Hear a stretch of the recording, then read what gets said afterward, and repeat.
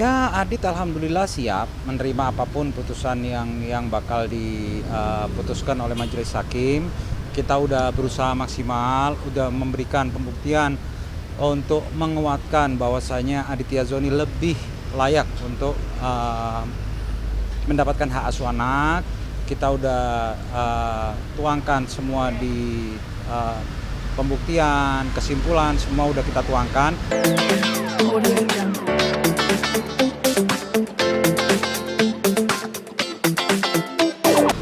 Kabar terakhir yang kita dapat sidang 2 minggu yang lalu itu seharusnya putusan offline ya, putusan offline. Tapi hari ini kita datang setelah kita lihat kemarin di e-court putusan jam 1 siang.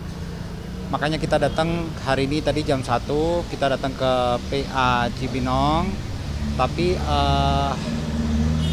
ternyata dari PP tadi kasih info bahwa keputusan lewat e-court. Keputusan lewat e-court maksimal jam 5. Itu aja apabila tidak ada perubahan.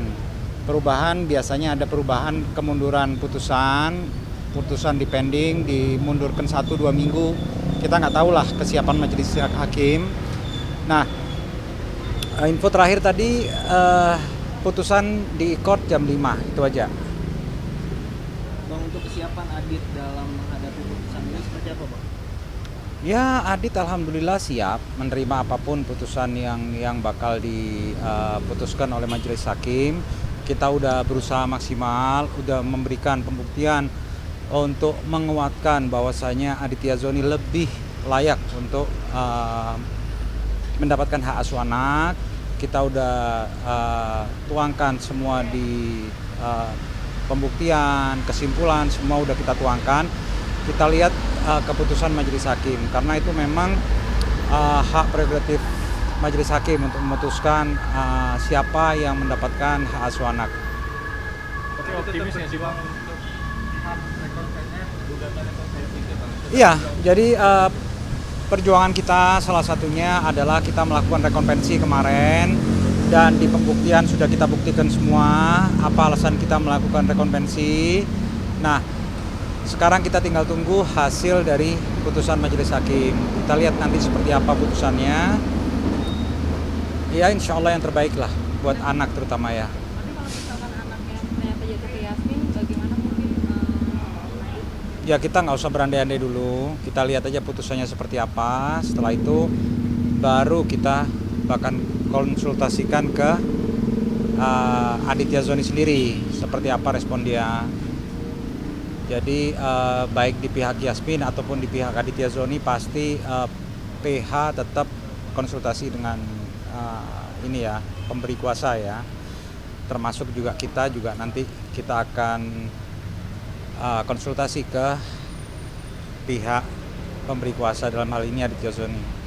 Oh, tapi melihat dari proses persidangan, optimis nggak sih, Bang, bisa dapat hak Kita asuh optimis, insya Allah kita udah berusaha semaksimal mungkin. Tinggal semua kita serahin sama majelis hakim seperti apa pengambilan keputusan ini. Aditya Zoni dan Yasmin saat ini komunikasinya mereka seperti apa? Saya kurang tahu detailnya seperti apa, cuman sepertinya komunikasi ya kurang berjalan dengan baik ya. Sepertinya seperti itu, cuman info terakhir saya nggak tahu. Tapi untuk terakhir bertemu sama anak, Adit sudah diberikan kesempatan. Kurang lebih sebelum Yasmin pulang ke Malaysia kemarin sempat bertemu, cuman sampai dengan hari ini belum bertemu lagi. Timingnya mungkin sebulan yang lalu ya, 3 minggu sebulan yang lalu ya. Itu terakhir Aditya Zoni bertemu dengan anaknya. Jadi anaknya sekarang dibawa ke Malaysia, Pak? Saya nggak tahu persisnya seperti apa, mungkin lebih pasnya ditanyakan kepada PH Yasmin sendiri ya. Cukup? Ya. Oke, untuk putusan hari ini tuh melalui e-court ya Mas ya sebenarnya. Karena kan seharusnya itu e-court itu jam 1 putusannya. Karena jam 1 tidak ada hasilnya juga, akhirnya kami memutuskan untuk datang ke pengadilan kan, untuk mengecek apakah lewat e-court atau persidangan. Namun pada saat kita cek ke bagian e-court, semuanya lewat record dan itu sore baru keluar hasilnya. Sekitar pukul berapa Pak? Kalau untuk jamnya itu sih kurang tahu ya, tapi di dalam itu dikasih tahu sekitar pukul 5, jam 5 sore. Nah, hasilnya baru keluar. Gitu. Berarti jam 5 sore itu sudah pasti keluar, apa bisa ditunda lagi ya Ah, untuk hari belakangan? untuk itu kurang tahu juga ya, kan? Karena dari ikotnya itu menunjukkan sore, karena kan selesai sidang semuanya baru dirilis, ya, kemungkinan sekitar pukul 5-an, ya kan. Kalau untuk hari ini atau ditunda itu kami kurang tahu, ya kan. Bisa nanti kami cross check kembali untuk hasilnya seperti apa. Persiapan Yasmin sendiri gimana sih Pak? Mungkin sejauh ini informasinya dari Bang Panji apa yang disampaikan? Oh, kalau Yasmin ya harus bisa menerima ya sebenarnya kan, ya tapi dia mau kok menerima. Posisinya sendiri masih di tanah air? Setahu saya sih dia masih di Jakarta ya, masih di Jakarta karena kan tadinya itu dia kan mau menghadiri cuma berhalangan hadir ya kan, jadi ya kemungkinan masih di Jakarta dia.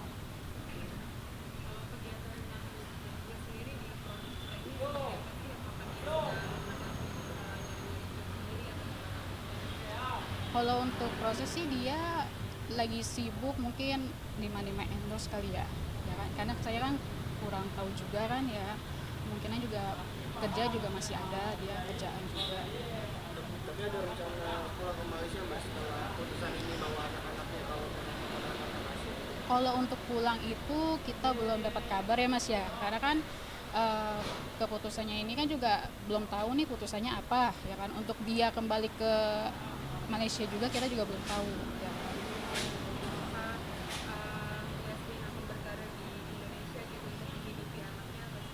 Pasti kok, pasti dia bakal berkarir di Indonesia pasti. Sejauh ini komunikasinya gimana sih Pak dengan anak sendiri? Apakah sudah bertemu dengan anaknya? Kalau untuk bertemu mungkin kalau kita lihat di Instagram dia lebih sering ketemu dengan anaknya, mungkin quality time-nya ada gitu, seperti itu. Pak, tapi Yasmin menyikapi gugatan konvensinya dari si Aditya Joni gimana? Ada itu rananya nanti tanya orangnya aja langsung ya, seperti itu. Tapi optimis nggak sih Pak dapat hak asuh anak nih dari Yasmin? Oh, kita optimis sekali lah, semoga hak asuh anak itu kan di tangan Mbak Yasmin kan, itu kita optimis sekali. Tapi emang bener nggak sih Mbak komunikasinya lagi kurang baik nih Mbak menjelang putusan? Kalau untuk komunikasi saya kurang tahu juga ya, karena kan antara kami kuasa hukum dengan Mbak Yasmin kan komunikasinya baik, cuma antara dengan Mas Aditya juga kita kurang tahu juga ya.